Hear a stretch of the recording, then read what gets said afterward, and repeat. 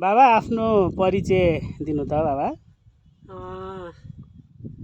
यस जलजला गाउँपालिका वडा नम्बर 1 बाँसहरका परत हो र मेरो नाम दबहादुर फकामी मगर हो। अनि आफ्नो बाबाको नाम? मेरो बाबाको नाम चाहिँ सेते फकामी मगर हो। आमाको नि? आमाको मौसिरा। कति भाइ बहिनी हुनुहुन्थ्यो हजुरहरू? हामीहरू 5 भाइ 3 बहिनी हौँ र हामी 5 भाइ 3 बहिनी 8 जना मध्येमा सबभन्दा कान्छा। बाबाको नागरिकता अनुसार चाहिँ जन्ममिति कहिले छ अरे? 2010? मेरो उमेर त 2010 साल मङ्सिर 12 गति। आमाको पनि ठ्याक्क त्यही छ, 2015 साल मङ्सिरको 12 गते नै छ, एकै दिन परेको छ जन्मदिन चाहिँ। अनि स्कुल जीवन चाहिँ कहाँबाट सुरु गर्नुभयो? यही भास्करकैबाट कि स्कुल? सुरुमा त म यही गाउँमै पढेँ। कका केही यो पढ्ने म गाउँमै पढेँ। त्यहाँबाट मल्लाज पढ्न गएँ म। त्यहाँबाट 1 कक्षाबाट 5 कक्षासम्म मल्लाज पढेँ। त्यहाँबाट फेरि 2024 सालमा म भैरवा पोखरिया हाई स्कुलमा म अध्ययनको लागि त्यहाँ गएँ। त्यहाँ पढेँ 5 वर्ष म त्यहाँ पढेँ। भैरवा पोखरिया हाई स्कुल चाहिँ नेपाली कि नेपाली सरकारी स्कुल कि कुन स्कुल? त्यो त नेपाली सरकारकै हो, नेपाल सरकारकै हो। तर ब्रिटिस क्याम्पले पनि धेरै सहयोग ब्रिटिस क्याम्पकै ठुलो सहयोग मार्फत चलेको थियो त्यो स्कुल। हजुर, त्यति बेला बाबाहरूले पढ्दाखेरि को ब्रिटिसको लाहुरेहरू चाहिँ बाबालाई चिन्नुहुन्छ? कुनै साहबहरूले, कुनै ब्रिटिसको लाहुरेहरूले, पुरानो लाहुरेहरूले, र बेला बेलामा कुरा नि गर्नुहुन्छ कहिलेकाहीँ भेट्दाखेरि। भास्करको दत्तबहादुर चाहिँ सँगसँगै पढेको भन्ने कुरा पनि हुन्छ हामीसँग। अनि कति क्लाससम्म पढ्नुभयो उहाँ चाहिँ? 10 पढेँ त्यति। अनि जाँदा आउँदा त्यो बेलामा गाडीको बाटो थिएन, कसरी जानुहुन्थ्यो त? त्यति बेला चाहिँ यहाँबाट हिँडेर पोखरा जान्थ्यो। पोखराबाट भएर त्यो डेकोटा भन्ने जहाज 28 जनाको पेसेन्जर पढ्ने एउटा जहाज थियो, त्यसैमा जाने आउने गर्थ्यो। पछि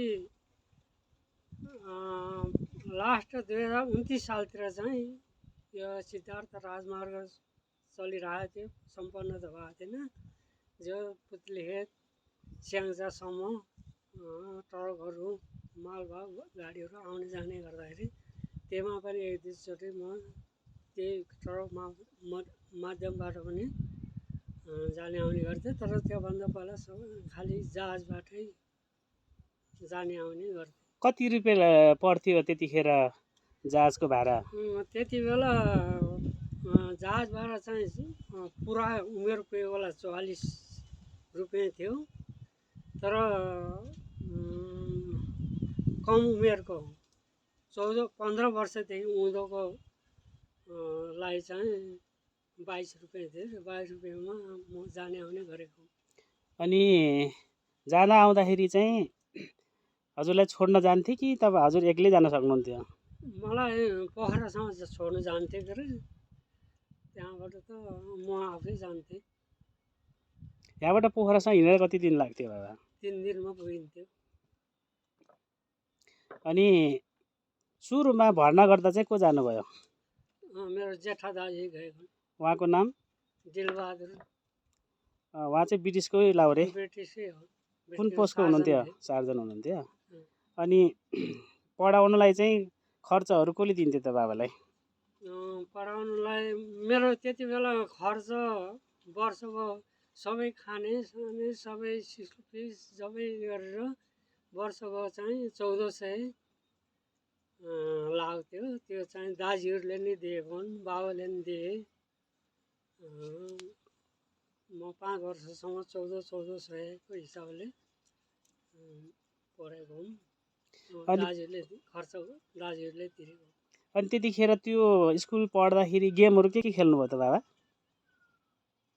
गेमहरू के खेल्नुभयो? गेम स्कुल पढ्दाखेरि फुटबल भलिबल गेमहरू हजुर मलाई एकदम फुटबलै एकदम रोचक लाग्थ्यो मलाई। र फुटबलमा म ब्यागमा प्रायः जसो ब्याग भएर खेल्थेँ।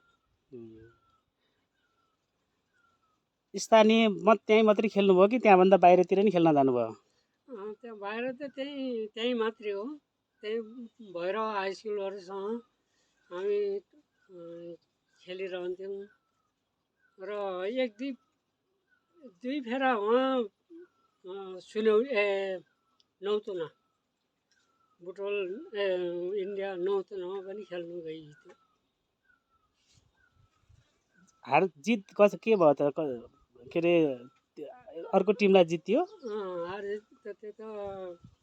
त्यो उरोसँग खेल्दा त इन्डियासँग नौतुनासँग खेल्दा त या फेर उनीहरूले जित्यो या फेर हामीले जित्यौँ। अरू त कति भयो त्यो ख्याल भएन। अरू नेपाली टिमहरूसँग खेल्दा त। कति सालमा एसएलसी दिएको बाबा?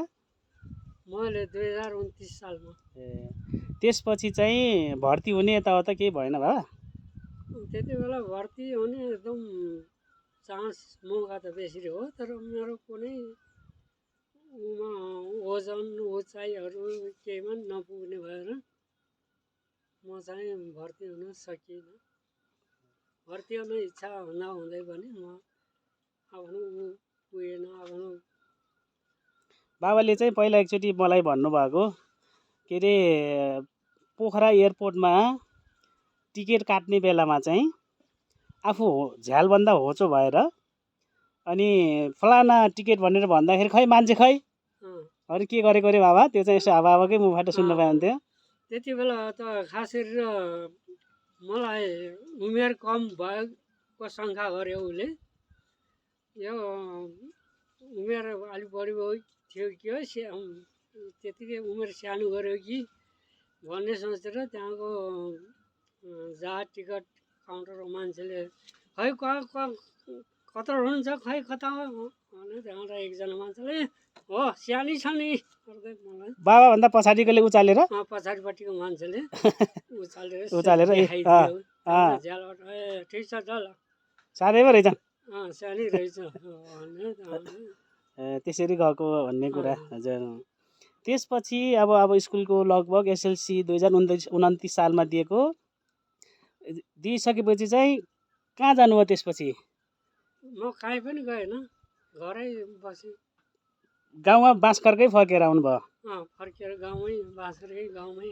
बाँसकर्का आइसकेपछि अरू के गर्नुभयो त बाबा? बाँसेर आएपछि त म यस्तै बिहाहरू भयो, बिहा गरियो, छोराछोरी पाइयो। बिहा चाहिँ कहाँबाट गर्नुभयो बाबा? बिहा चाहिँ कहाँबाट गर्नुभयो? बिहा चाहिँ यहीँ अब त्यति बेलाको ठेगाना त अब ऊ हो के अरे पर्वत जिल्ला बाँसकर्का लेफाट डाँडाकाटी। हजुर। अनि त्यसपछि बिहा गरिसकेपछि चाहिँ के अरू व्यवसाय के सुरु गर्नुभयो त बाबा? मैले आएपछि बिहा गरेपछि मैले हरेक चिज रहर गरेँ। व्यापार गर्ने पनि रहर गरेँ, व्यापार पनि गरेँ। त्यहाँबाट बेनीतिर 2 वर्षसम्म बेनी पनि पसलहरू खुलाएर गरेँ। त्यहाँबाट पछि फेरि काठमाडौँ गएर सानो कोपिला रेस्टुरेन्ट पनि खुलाएर। कति सालमा बाबा त्यो काठमाडौँ सानो कोपिला रेस्टुरेन्ट खोलेको चाहिँ? काठमाडौँ कोपिला रेस्टुरेन्ट खोलेको 2042 सालतिर हो। 32 साल कि 42 साल? 42 साल। 42 साल? ए अनि त्यसपछि 42 साल मैले फेरि त्यो उसलाई हापेँ, त्यो रेस्टुरेन्ट हापेर म गाउँमै आएको थिएँ त्यति बेला। अब राष्ट्रिय पञ्चायत सदस्यको चुनावको बेला थियो। राष्ट्रिय पञ्चायत सदस्य चुनावमा हाम्रो पर्वतबाट डम्बरबहादुर मल्ल उम्मेदवारी थियो र उनीको एउटा कार्यकर्ता भएर उनीको प्रचार प्रसारमा म 6 महिनासम्म पर्वत जिल्ला सबै त्यति बेला 56 गाविस थियो। गाउँ पञ्चायत थियो, गाविस थियो। गाविस होइन त्यो बेलामा गाउँ पञ्चायत थियो होला। गाउँ पञ्चायत 54वटा गाउँ पञ्चायत थियो त्यति बेला। त्यहाँ डम्बरबहादुरसँग चुनावमा 54वटै गाउँ पञ्चायत घुमियो। प्रचार प्रसारमै डुल्लियो घुमियो। त्यहाँबाट डम्बरबहादुर त्यतिखेर हारे र त्यत्तिकै फेरि गाउँमै बसेर त्यत्तिकै मैले आफ्नो व्यापार स्यापार गर्ने, बेनीबाट सामान ल्याउने, घरै व्यापार गर्न लाएँ। त्यही गरेँ। अनि छोराछोरी चाहिँ कतिवटा पाउनुभयो त बाबा? छोराछोरी मेरो 5वटा हुन्। मेरो 3वटा छोरा 2टी छोरी हुन्। 5वटा हुन् मेरो छोराछोरी। अनि व्यापार गरेर अनि होटेल रेस्टुरेन्ट गरेर पैसाहरू कति कमाउनु भयो कि कसो भयो? त्यति बेला व्यापार गरेर पैसा त मलाई इच्छा चाहना पनि थियो र रहर पनि थियो र व्यापार राम्रै पनि भएको हो। मलाई त्यति घाटाहरू मैले खाएको होइन। कति नाफा भयो कति घाटा हो भन्ने कुरोहरू हिसाब किताब मैले राखेरै व्यापार गर्थेँ। राम्रै भएको थियो र पछि आएर 2043 सालमा गाउँ पञ्चायतको चुनाव आयो। त्यो गाउँ पञ्चायत चुनावमा प्रधान पञ्चको लागि मैले उम्मेदवारी दिएँ। उम्मेदवारी दिएपछि म चुनावमा हारेँ। म जित्न सकेन, म हारेँ। कति भोटले हारियो बाबा? म त्यति बेला 12 भोटले भन्न सुन्थेँ मैले चाहिँ। 21 भोट मतको फरक भएको हो रे। गर्दाखेरि 12 मत त अब 12 मत लिएको यो मतले जितिन्थ्यो भन्ने त्यही मैले त्यो सुने। बाबाको उसमा चाहिँ कसले जित्यो? त्यति बेला हाम्रो प्रधान पञ्च मानबहादुर पुन स्वर्गीय भर्खर बित्नुभयो उहाँ चाहिँ। विजय भयो। अनि बाबाले चाहिँ कति सालमा हो त्यो पोखरा वडा नम्बर 8 सिमलचौर हाल रत्नचोकमा घडेरी किनेको चाहिँ? त्यो मैले 2036 सालमा हो। मलाई नि त्यस्तै लाग्छ बाबा। अरू मान्छेहरूले पनि यो 35 सालमा किनेको हो यो जग्गा, 2035 सालमा किनेको, एकदम मिलाएर किनेको हो। अनि मिलाएर होइन, एकदम महँगो हालेको हो। अरूले अझै सस्तोमा किन्थे, तेरो बाबाले चाहिँ महँगो हालेको भनेर चाहिँ भन्छन् साइडको तलमाथिको हाम्रो छिमेकीहरूले। माथिपट्टि चाहिँ मुस्ताङको थकाली हुनुहुन्छ भने तल्लोपट्टि चाहिँ हाम्रै पर्वत चित्रेको गुरुङ हुनुहुन्छ, उहाँहरूले कुरा गर्नुहुन्छ। उहाँहरूले अझै पहिला किन्नु भएको रहेछ। अनि तेरो बाबाले 35 सालतिर किनेको हो। यो जग्गा चाहिँ अझै सस्तो पाउनु पर्ने, तेरो बाबाले अलि महँगो हाल्यो। हामीले 1000 रुपियाँ हातमा किनेको हो नि, तेरो बाबाले 1600 हातमा किनेको हो भनेर मसँग कुरा गर्नुहुन्छ त्यहाँ छिमेकीहरूले। अनि जे होस् त्यो पैसा चाहिँ होटेल रेस्टुरेन्ट यताउता गरेर नै किनेको बाबा त्यो साल त्यति बेला।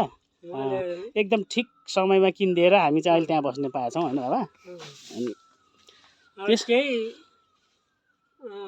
मेरो आफ्नै जग्गा नगरेको पैसाले नि हो र मैले खास मेन दिदी भेनाबाट मैले केही सापटहरू मागेर पनि किनेको, तर त्यो तिरियो। अनि त्यसपछि 2043 सालमा चाहिँ गाउँ पञ्चायतको प्रधान पञ्चमा उठेर हार्नुभयो होइन? त्यसपछि फेरि के गर्नुभयो? त्यसपछि म हारेपछि म गाउँमै बसिरहेको थिएँ। आफ्नै खेतीपाती गर्ने बस्ने गरेको थिएँ। दोकान गर्ने होइन बाबा? 2043 सालदेखि त हामीले पनि अलिकति सम्झिने अलिकति बुझ्ने भएको भइसकेको थियौँ। अनि हामी पनि बेनी जाने सामान बोकेर आउने होइन। मैले चाहिँ त्यो बेलामा एक पेटी के अरे चुरोट बोक्दाखेरि नि एक बारी हुन्थ्यो। अनि बाटोमा फेरि बाबाले हामीलाई बोक्नुहुन्थ्यो के त्यो पहिला त्यो बेनी दोकानको सामान किन्न जाँदाखेरि त्यति नि मैले सम्झिन्छु।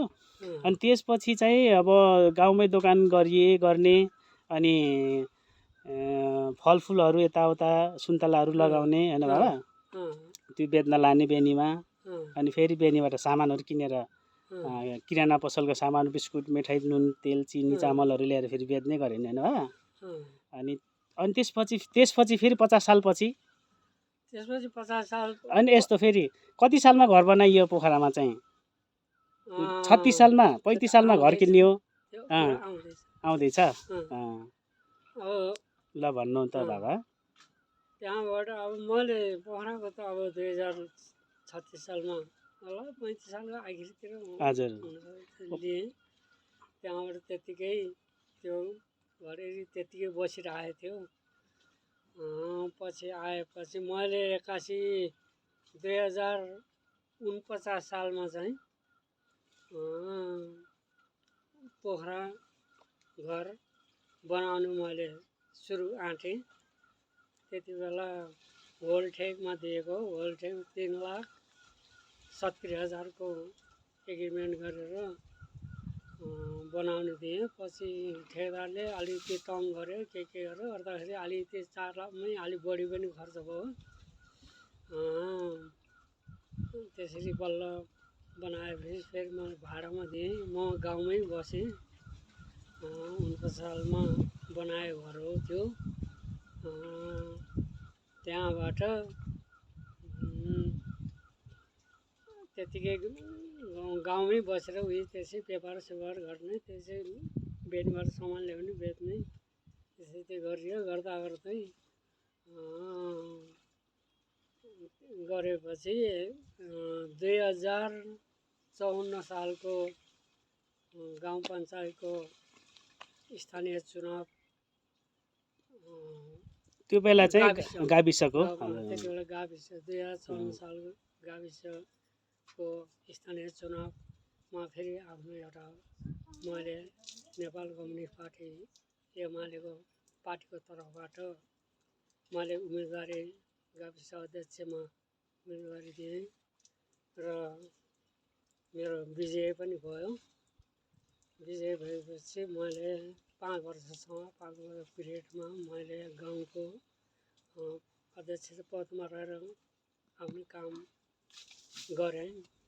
त्यसपछि 2028 सालमा चाहिँ 58 सालमा चाहिँ मेरो कार्यकाल समय अवधि समाप्त भयो। त्यहाँबाट फेरि चुनाव हुनु पनि सकेन र चुनाव हुन सकेको थिएन। पछि आयो र एउटा सचिवले मात्रै एउटा त्यति बेला गाउँको एउटा प्रतिनिधि जनप्रतिनिधिविहीन भयो। त्यति बेला प्रधानमन्त्री शेरबहादुर देउवा थिए र उनले स्थानीय चुनावको म्याद थप 1 वर्ष थप गर्ने हल्के हुँदाहुँदै प्रधानमन्त्रीले थप्ने बन्द गरे थप्न दिएन र त्यति बेला चाहिँ त्यति बेलादेखि गाउँमा चाहिँ निर्वाचित जनप्रतिनिधिविहीन थियो र सचिव मार्फत चाहिँ चलिरहेको थियो अरे।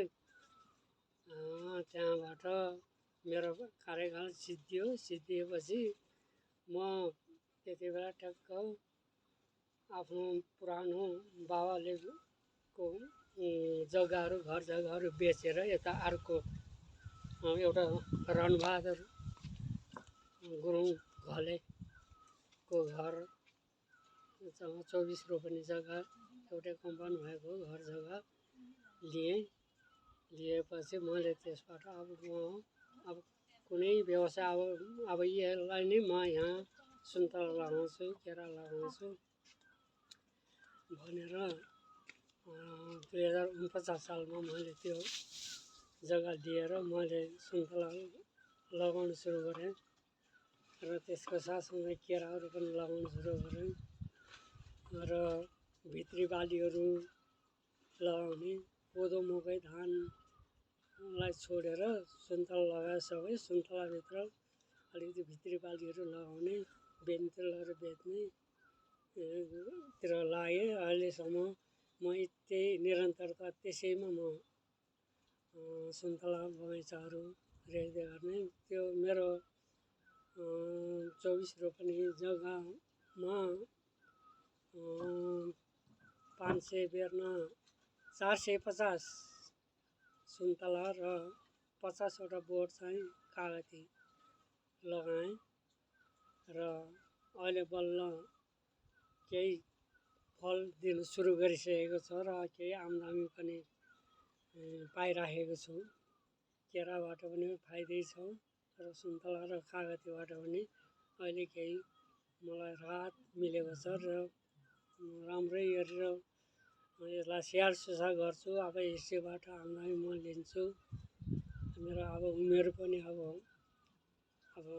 अन्त्य हुँदै गइसक्यो। अब यही सुन्तलालाई नै रेखदेख गर्छु भनेर म अहिले यही आफ्नै सुन्तला बगैँचामा सुन्तलालाई रेखदेख गर्ने, अलिअलि गोडमेल गर्ने, यो सुन्तलालाई हुर्काउने फलाउने तिर म आफ्नो परिश्रम त्यतातिर लगाइराखेको छु र मलाई आशा छ सुन्तलाबाट कागतीबाट केराबाट मैले केही आम्दानी प्राप्त गर्छु भन्ने मलाई ठुलो आशा र विश्वासमा म आफ्नो दिन बिताइराखेको छु। अलिअलि फाइदा नि भइरहेको छ त्यसमा। सुन्तला केरा कागती बाहेक भित्री बालीहरू होइन, भट्ट राजमा अनि लोकल गोलबेरा भनौँ टमाटर होइन बाबा। अनि मेरो लोकल गोलबेराहरू यो झालपात यो करेलाहरू यिनीहरू मैले लगाउँछु। बेनीमा एकदम माग छ। मेरो बेनीमा धेरै आफ्नो चिनारीहरू भइसकेका छन्। कति मान्छेहरू चाहिँ यहीँ घुम्न आएर यहाँको हेरेर होइन विकासे मलहरू त यहाँ युज नगर्दो रहेछन्, पक्का के अरे गाउँकै मलहरूले उत्पादन हुँदो रहेछ भन्ने देखेर नै उहाँहरूले एकदम माग गर्नुहुन्छ भन्ने जस्तो लाग्छ मलाई चाहिँ होइन बाबा। मैले हुनु पनि अब पेट्टै त्यस्तो मैले विषादी छर्ने युरिया मल हाल्ने त्यस्तो मैले गरेको छैन। मैले एकदमै अर्ग्यानिक मैले गरेको छु। मैले त्यस्तो अब केरा पकाउन हाल्दा पनि मलाई कतिले शङ्का गरेका छन् कि यो दबाई हालेर पकाएको केरा हो के हो भन्ने अलि शङ्का गरिरहन्छन्। तर मैले त्यस्तो गरेकै छैन। मैले केरा पनि घारीमै पाकिएपछि बल्ल काटेर पकाउन हाल्छु। मैले त्यस्तो विषादी छर्ने त्यस्तो अलिकति खराब व्यवहार मैले त गरेकै छैन। एकदम म स्वच्छ गरेको छु। यो चाहिँ बाबाले भनिराख्नु नि पर्दैन होइन बाबा। म एउटा हिसाबले भनेको त राम्रो। अनि उहाँहरू बेनीबाटै आफै घुम्न आएर हेरेर देखेर नि होइन बाबा। कति त्यहाँ बेनीका अलिक हुने खाने मान्छेहरू होइन, अब डेन्टिस्ट डक्टरहरूदेखि लिएर कति मान्छेहरू चाहिँ यहाँ सुन्तला पाक्ने बेलामा घुम्न आउनु हुँदो रहेछ। आएर देखेर नै बाबाको जति पनि यहाँको उत्पादन भएको सामानहरू चाहिँ निर्धक्क तरिकाले ढुक्क तरिकाले मैले बेचेर भ्याउँदैन कि भन्ने चाहिँ कहिल्यै छैन होइन बाबा। 1-2 घन्टामा पुग्दा बित्तिकै अनि सिद्धिहाल्छ, पुग्दैन होइन बाबा। अनि त्यसपछि बाबाले 500 कति बोट भन्नुभयो 50वटा कागती 450 छन् सुन्तला। हजुर सबै फल्ने भइसकेको छ होइन बाबा। हजुर कागती र सुन्तलाहरू 500 बोट छ। 500 बोट छ ल। अब 24 रोपनी जग्गामा बढी होला हजुर र केरा लोकल केरा लगाएको छु। सुन्तलाहरू जम्मै लोकलै हुन्, अनि कागती जम्मै लोकलै हुन्, सबै लोकलै मात्रै मैले गरेको छु। हजुर यति बोट चाहिँ हाम्रो अस्ट्रेलियाको यो मेडप मार्फत लिएको सुन्तलाहरू छन्, दुई तिनवटा छन् त, तिनीहरू पनि राम्रै छन्। राम्रो छ, तर कलमी गरेको सुन्तला हो। खास गरी हाम्रो लोकलै बिजु सुन्तला नै मलाई राम्रो गुलियो, मिठो पनि भयो, राम्रो लागिरहेछ। अनि बाबाले चाहिँ अस्ट्रेलिया मेडेफबाट ल्याएको बेर्ना भन्नुभयो नि होइन बाबा, यो ठ्याक्क यो पछाडिको बोट नि त्यही नै होला होइन बाबा? यो त्यही हो, यो अस्ट्रेलियाको त्यो केरी र यो हाम्रो लेखफाँटका हाम्रो फुलु, डाक्टर फुलु, उहाँहरूकैबाट नै मार्फतबाट मेडेफ मार्फत उहाँहरूले लिएर यहाँ दिनुभएको हो।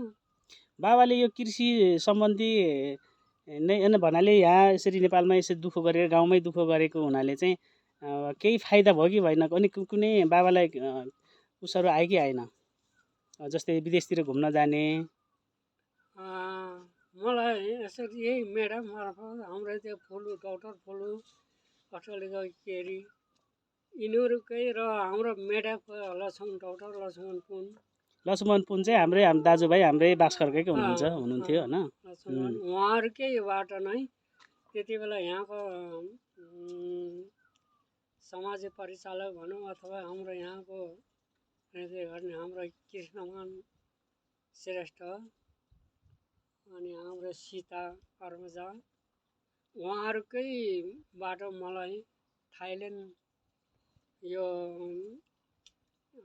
तालिम भ्रमणको लागि मलाई 7 दिनको लागि उहाँ थाइल्यान्ड जाने एउटा सुवर्ण अवसर पनि मलाई प्राप्त भयो। र हामी 5 जनाको ग्रुप हाम्रो स्याङ्जाका त्यति बेला 54 सालको चुनावमा विजय हुनुभएको गाविस अध्यक्ष फणी नारायण र उनको छोरा दिपेन्द्र, अनि डाक्टर फुलु, केरी, म, अनि एउटा कृषि मन्त्रालयको उपसचिव पनि हुनुहुन्थ्यो। यसरी हामी र एउटा मेडपकै इन्चार्ज एउटा सीता बाठा मगर पनि हुनुहुन्थ्यो। उहाँ नै हो हाम्रो ग्रुपको लिडर गरेको। र 7 दिन थाइल्यान्ड गइयो र 7 दिनको लागि गएको, तर नेपाल आउने जहाज 8 दिनको दिन चाहिँ फ्लाइट क्यान्सल भएको हुनाले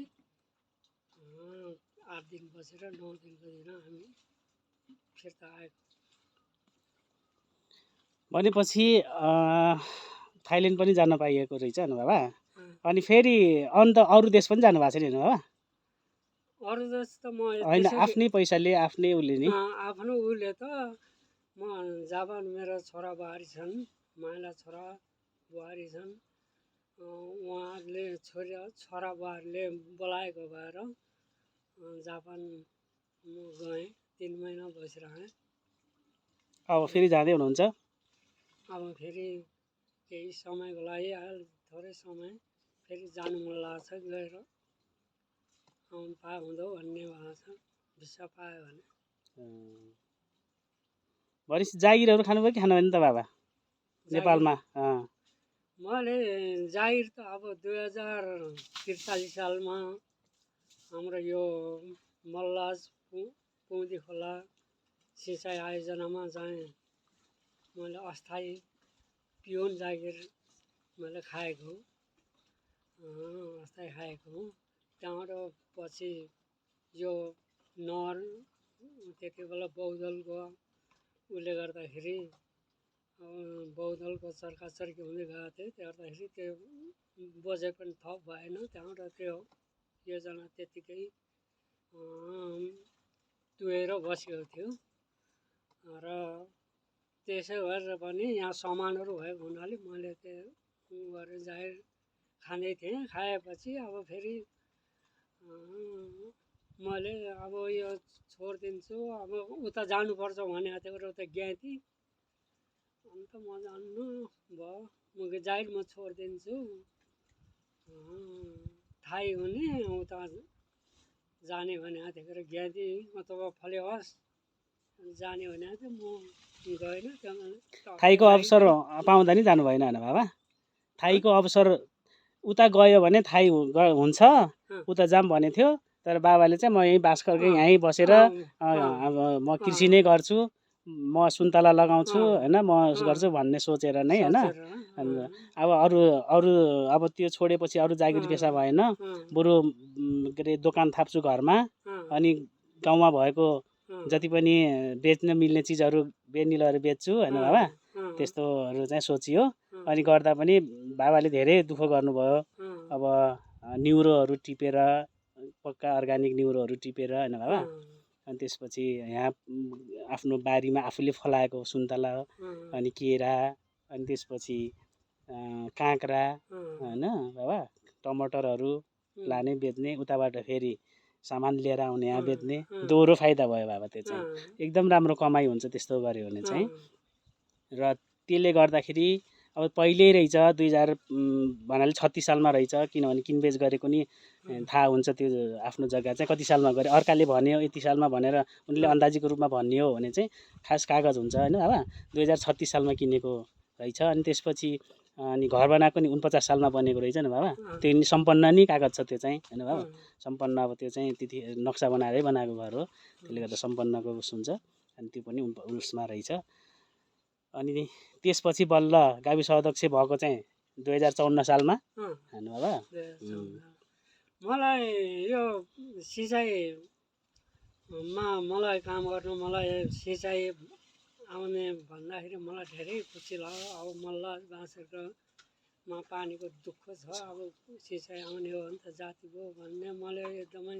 चासो एकदम ध्यान दिएको थिएँ मलाई रङ्ग पनि लाग्यो त्यहाँबाट आखिरमा तपाईँ बस्नुपर्छ गर भन्थ्यो त्यहाँबाट हुन्छ भने मैले नत्र मैले त्यहाँ जागिर पनि खान्थेन मलाई त्यति जागिर खाने मलाई उ थिएन पहिला अब यो सफल होस् यो योजना सफल होस् भन्ने मलाई सोचेर नै त्यहाँ चाहिँ जागिर खान गएको होइन बाबा नत्र भने आफैले अब आफैले दुःख गरेको जस्तो आफैले अब यताको सामान उता लाने उताको होइन यताको के अरे फलफुलहरू सागसब्जीहरू बेनी लगेर बेच्ने बेनीबाट फेरि त्यहाँबाट दाल चामल चिनी अनि के अरे बिस्कुट मिठाईहरू ल्याएर यहाँ बेच्ने होइन त्यो जतिको राम्रो चाहिँ है कति उसके बाबा त्यो चाहिँ दुईतिरै फाइदा भयो के मलाई त्यो दुईतिर फाइदा नि भयो त्योले कुनै टेन्सन पनि भएन इच्छा चाहना आफूलाई रङ्ग लागेको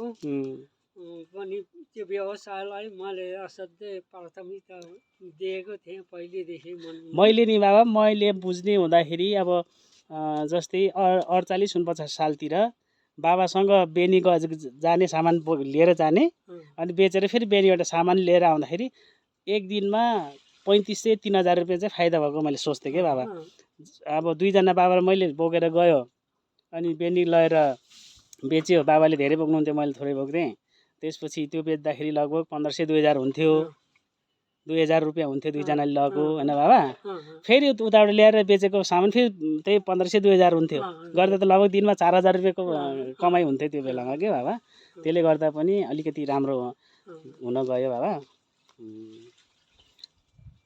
बाबाले काँडे पुगेर पनि कुखुराको चल्लाहरू नि ल्याइयो कि के भयो अरे बाबा हिँड्दै गएर सफल भएन अनि घरमा उता पहिलाको पुरानो घरमा चाहिँ काउली बन्दाहरू नि लगाइयो होइन बाबा कति राम्रो भएको होइन त्यतिखेर ठुलो बोट भयो त्यति बेला आफ्नो पनि अलिक कमजोरी भयो होला अलि त्यति सफल हुनु नसकेको अब एकचोटि फेरि राजनीतितिर जाऊँ न त बाबा अनि 2043 सालतिर डम्बरबहादुर मल्लसँग हिँड्नु भएन बाबा त्यो बेलामा कुन नेताहरू थिए त्यति बेला त हाम्रो पर्वत जिल्लाबाट नेताहरू त उम्मेदवारी राष्ट्रिय पञ्चायत सदस्यमा दाबी गर्ने हाम्रो नेताहरू त अब हाम्रो डमरबहादुर मल्ल भए, क्षेत्रबहादुर गुरुङ भए, अनि विकास गौचन थिए, आइबी मल्लहरू थिए निकै थिए नेताहरू थिए। तर खास गरी कम्पिटिसन प्रतिस्पर्धामा जाने त क्षेत्रबहादुर र डमरबहादुर विकास, यो तिनवटा नेता चाहिँ एकदम कम्पिटिसनमा यो तिनवटा नेता थिए। त्यो बेलामा हामी सानो थियौँ, अलिअलि सम्झिन्छौँ त्यो कुराहरू चाहिँ। अनि उहाँहरू आउँदाखेरि चाहिँ हामीलाई हेर्न बाबासँग छोराछोरी हेर्छु भनेर भन्नु हुँदो रहेछ डम्बरबहादुर मल्ल, क्षेत्रबहादुर गुरुङहरूले। अनि त्यसपछि बाबाले चाहिँ हामीलाई देखाउनुहुन्थ्यो कि मेरो छोरा यो नरेश हो, यो यसो गरेर भनेर भनेको चाहिँ मैले सम्झिन्छु बाबा।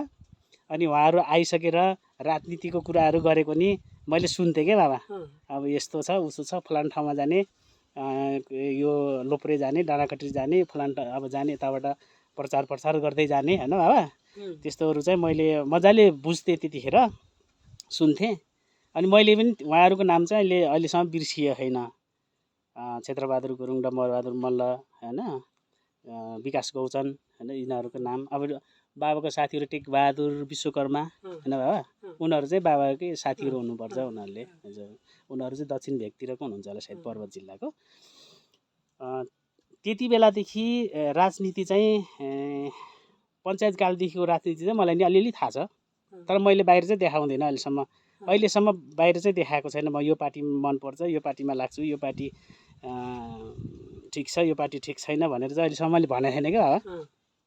बाबा गाविस अध्यक्ष उठ्दा पनि मैले भनिनँ, मेरो बाबालाई भोट देऊ नि भनेन होइन, त्यसरी भने नि पहिला के होइन बाबा। पछि पनि कुनै पार्टीमा म चाहिँ लागेन। बाबा स्वतन्त्रबाट उठेपछि चाहिँ आफ्नो बाबाको चाहिँ पछि हिँडौँ न, किन बाबा एक्लै हिँडिराख्यो नि, बाबालाई एक्लै भयो भनेर साथी चाहिँ गइदिएको छु होइन बाबा।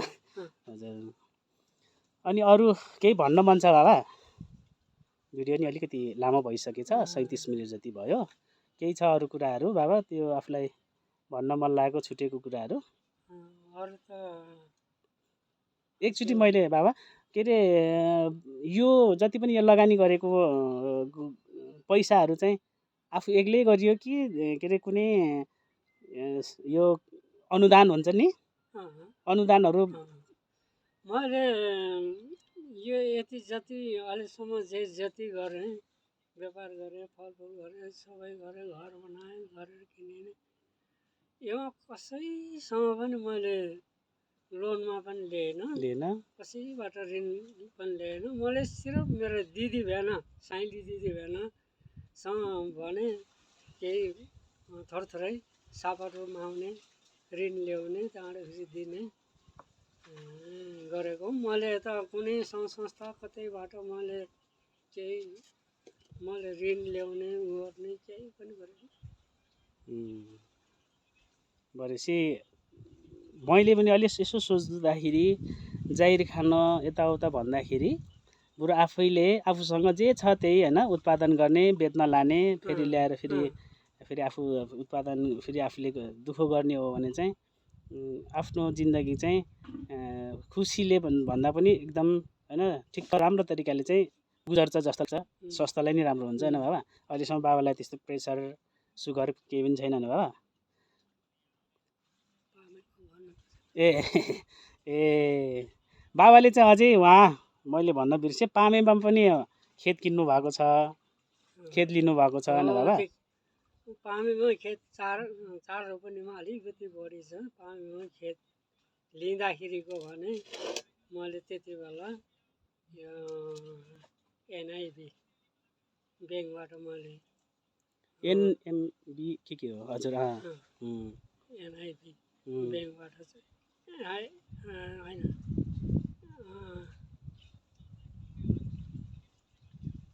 आइएनबी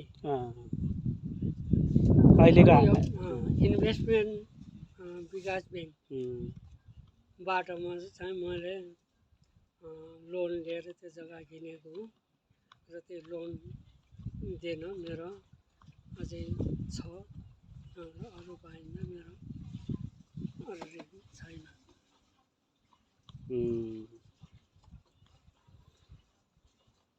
अब केही छ कि बाबा भन्ने कुराहरू? केही भन्न मन लाग्छ अरू? भन्ने कुरा त अब मेरो छोरा नाति नातिना बुहारी उहाँहरूले पनि यस्तै म जस्तो गरेर अलिकति सिरियसली भएर उनीहरूले आफ्नो जिन्दगी राम्रो गुजार्ने छन् भन्ने मैले त्यो पूर्ण आशा छ। त्यहाँभन्दा अरू त मलाई खासै अरू त केही ऊ छैन। अब लास्टमा अब यो मेरो यो हाम्रो भिडियो हेरिदिने आफ्नो मान्छेहरू इष्टमित्रहरू शुभचिन्तकहरू सबैजनालाई के भन्न चाहनुहुन्छ? मेरो आफ्नो त मान्छेहरू सबैसँग कहिले पनि त्यस्तो कुरो हुनु नपरोस्।